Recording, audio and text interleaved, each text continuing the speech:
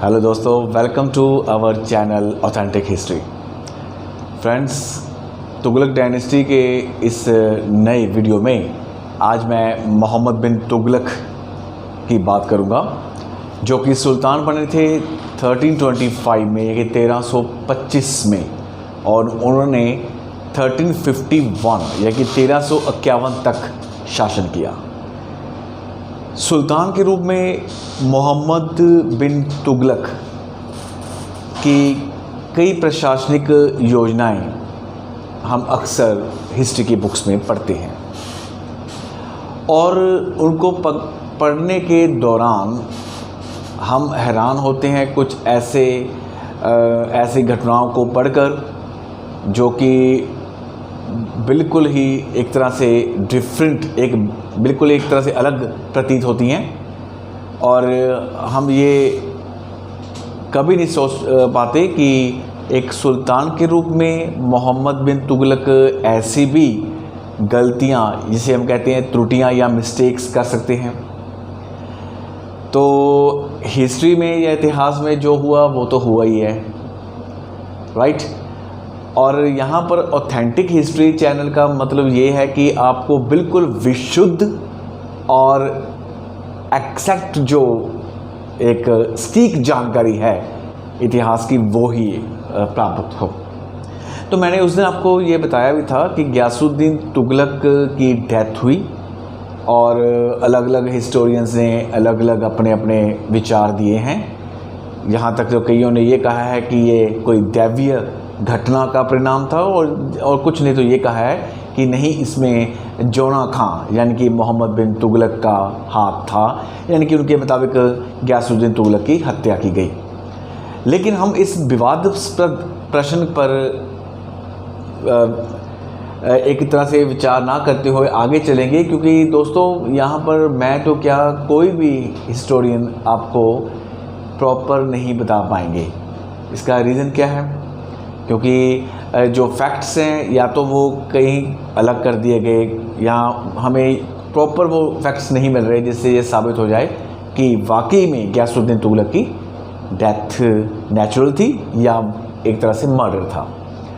लेकिन ये क्लियर है, इब्न बतूता लिखते हैं कि उनकी गियासुद्दीन की डेथ होने के बाद जोना खां ने अपने आप को एक नई उपाधि दी, जिसका नाम था अब्दुल मज़ाहिद मोहम्मद शाह। जहाँ शायद आपने पहले नहीं सुना होगा, अब्दुल मज़ाहिद मोहम्मद शाह। और एक तरह से इन्होंने ये भी कहा कि मुझे मोहम्मद बिन तुगलक भी कहा जाए। तो मोहम्मद बिन तुगलक सुल्तान के रूप में आए, और इन्होंने 26 वर्ष का शासन किया। तुगलक डायनेस्टी में एक ये कह सकते हैं बहुत ही प्रसिद्ध इनका शासन रहा, चाहे वो उनकी मूर्खता का परिणाम कह लीजिए, या ये कह लीजिए कि जनता का उनके साथ खुश ना होने का कोई कारण था। आप ये जब आप इसको पूरा सुनेंगे तो आप एक सही एनालाइज पर उसको करते हुए एक सही रिज़ल्ट पर आप पहुंच पाओगे।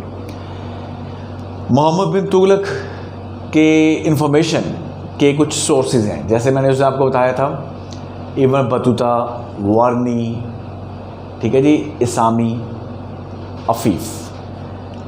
बट अगर आप ध्यान से देखिएगा तो वारनी तो एक्चुअली में मुझे एक ऑब्जेक्टिव हिस्टोरियन नहीं लगे, क्योंकि उन्होंने फ़िरोज के कहने पर ही तारीख़ फ़िरोज शाही लिखी थी, और उसमें उन्होंने तथ्यों को छुपाकर अपने सुल्तान को प्रसन्न करने के लिए, उसको खुश रखने के लिए कई जगह पर उन्होंने, हम ये कह सकते हैं कि हिस्ट्री के साथ, इतिहास के साथ उन्होंने कुछ गड़बड़ी की है।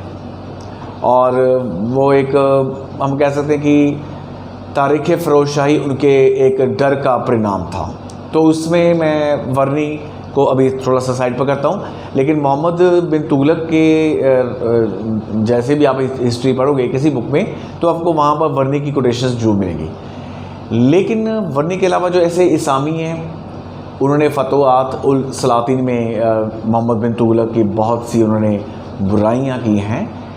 तो कंटेम्प्रेरी तौर पर अगर हम देखे जाएं, कंटेम्प्रेरी अगर समकालीन एक तौर पर देखा जाए तो अफ्रीका के टैंजियर्स प्रदेश से आने वाले मोरक्को निवासी अब्ने हिमद इब्न बतूता थे। जहाँ इब्न बतूता और इब्न बतूता ने मोहम्मद बिन तुगलक के लिए काफ़ी अच्छे उन्होंने उनकी इतिहास की जानकारी हमें प्रदान की है। बेशक वो 8 साल उनके राज्य में रहे, लेकिन ये 8 वर्ष उनकी जो बुक है किताब उल रहला, उसमें हमें बहुत सी बातें क्लियर पता लगी हैं। और उन्होंने एक ये नहीं है कि कहीं उन्होंने मोहम्मद के बारे में अपनी कोई ये कह लीजिए कोई ईर्ष्या या किसी तरह से कोई ऐसी उन्होंने पक्षपाती धारणा को जन्म नहीं दिया। तो इब्न बतूता या वर्नी इसामी, इन सभी के सोर्सेस के आधार पर मैं मोहम्मद बिन तुगलक की कुछ योजनाओं का वर्णन आप सबके सामने करना चाहूँगा। साथ में आपसे ये भी एक रिक्वेस्ट करूँगा कि प्लीज़ जब भी आप इसको देखते हैं चैनल को, तो इस अपने फ्रेंड्स में या स्पेशली उन लोगों में इसको सब्सक्राइब करने के लिए ज़रूर इंस्पायर कीजिए, प्रेरित कीजिए जो कि हिस्ट्री को चाहते हैं। ये ज़रूरी नहीं है कि हिस्ट्री सिर्फ हिस्ट्री का विद्यार्थी या कोई BA MA लेवल का स्टूडेंट या कोई कंपटीशन की तैयारी करने वाला स्टूडेंट ही पढ़ता है, ये ऐसा ज़रूरी नहीं है। मैं ऐसे कई पर्सन्स को जानता हूँ जो कि डिफरेंट लाइंस में हैं और कोई कंपनियों में लगे हुए हैं, कोई डॉक्टर्स हैं, कोई अच्छे जजेस के तौर पर भी काम इस समय सेवा निभा रहे हैं, लेकिन वो हिस्ट्री के शौकीन हैं। भारतीय इतिहास को वो अधिक निकटता से जानना चाहते हैं। जी हाँ, और भारतीय इतिहास तो है ही, साथ में वो विश्व इतिहास की भी एक जानकारी प्राप्त करना चाहते हैं। तो यहाँ पर मेरा ये एक छोटा सा अभी प्रयास है, और अब आप सभी के कोऑपरेशन से हम इसमें डेली कुछ और भी इम्प्रूवमेंट करेंगे। जैसे जैसे आपके अगर मुझे कोई सुझाव मिले तो मैं आपको प्रॉमिस करता हूँ कि I will definitely complete your advice, your suggestions. Yes, और यहाँ पर ये सुन लीजिए कि मोहम्मद बिन तुगलक ने राजधानी चेंज की, दिल्ली से उसने देवगिरी अपनी ट्रांसफ़र की कैपिटल, और जिसका नाम दौलताबाद रखा। इसके अलावा सांकेतिक मुद्रा प्रणाली चलाई जिसे हम टोकन करेंसी कहते हैं। इसके अलावा आप खुरासन का जो मिशन था वो, यहाँ कराचिल अभियान, इस पर भी आपको हम एक जानकारी प्रदान करेंगे। लेकिन हमारे देश का अन्नदाता जो किसान वर्ग है, उसके साथ भी इस सुल्तान ने कुछ ऐसा ही किया। जी हाँ, दोआब के किसानों के साथ भी एक तरह से अन्याय हुआ, जो कि कहीं ना कहीं मोहम्मद बिन तुगलक के पतन का कारण बना।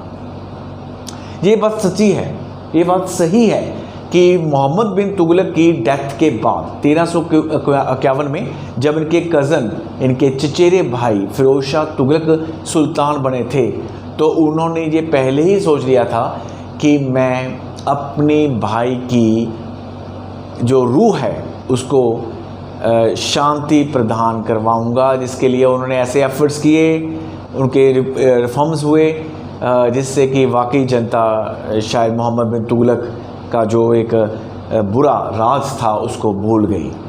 परंतु इतिहास तो किसी को नहीं भूलता, इतिहास किसी को नहीं बख्शता। ये सच्चाई है, एक कड़वी सच्चाई। इतिहास में जो भी कोई गलत करेगा, चाहे कितने बड़े वो एक तरह से पदवी पर किसी बड़े पोस्ट पर बैठा है, तो अगर उससे कोई गलती होती है तो इतिहास उसको माफ़ नहीं करता। ये आप कभी भी देख लीजिएगा, चाहे वो कुरुक्षेत्र का मैदान हो, चाहे हमारी फर्स्ट वर्ल्ड वार है, सेकंड वर्ल्ड वार है, कोई भी है, चाहे कुछ भी है, सेलिब्रिटीज़ है, तो ये तो हिस्ट्री में मतलब कि एक तरह से अच्छे काम करोगे तो अच्छे कामों के लिए याद किया जाएगा और बुरे काम है तो बुरे कामों के लिए। मोहम्मद बिन तुगलक की हिस्ट्री क्यों इम्पोर्टेंट है, मैं यहाँ पर बार-बार क्यों इसको ज़ोर दे रहा हूँ, क्योंकि एक तो ये मैंने देखा कि मुझे कईयों के एक तरह से सिचुएशंस मिले कि आप मोहम्मद बिन तुगलक पर ज़्यादा फोकस कीजिएगा ताकि हमें कोई मनगढ़ंत हिस्ट्री ना मिले उनकी। तो क्योंकि वो काफ़ी एक तरह से मशहूर सुल्तान थे, चाहे बेशक मूर्ख सुल्तान के रूप में ही कहें।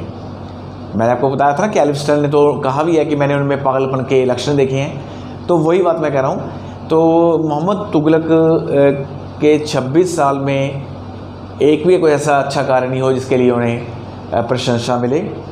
तो उसी कड़ी में हम राजधानी परिवर्तन, ट्रांसफॉर्मेशन या जो उनकी कैपिटल है उस पर हम चर्चा करेंगे। तो मैं यहाँ एक एक करके ही उनके पॉइंट्स जो है वो डिस्कशन करूँगा, लेकिन थोड़ा सा इंतज़ार आपको फिर करना पड़ेगा क्योंकि मेरी वीडियो मैं इसी लेवल पर बना रहा हूँ ताकि सुनने वाला ये बोर भी ना फील करे, उसको मज़ा आए, उसको लगे, उसको क्यूरियोसिटी हो कि अगली वीडियो में क्या आने वाला है। ये मैं आपको फिर वादा करता हूँ कि आपने बेशक शीशचंद्र पढ़े होंगे, आपने बेशक हरीशचंद्र वर्मा पढ़े होंगे, जी हाँ ये बहुत बड़े हिस्टोरियंस हैं, लेकिन दोस्तों इसामी, वर्नी, इब्न बतूता, और यहाँ तक मैं आपको बता दूं कि मोहम्मद बिन तुगलक की इंफॉर्मेशन देने के लिए मैंने बदायूनी को भी कोट किया है। जी हाँ, बदायूनी जो कि अकबर के समय के कंटेम्प्रेरी थे और उन्होंने अपनी बुक मुंतक़-उल-तवारिख़ में भी मोहम्मद बिन तुगलक का जिक्र किया है। जी हाँ, आप उनकी बुक पढ़ सकते हैं। तो ऐसे थे मोहम्मद बिन तुगलक जो कि बाद के लेटर हिस्टोरियंस के लिए भी एक तरह से रुचि का विषय रहे।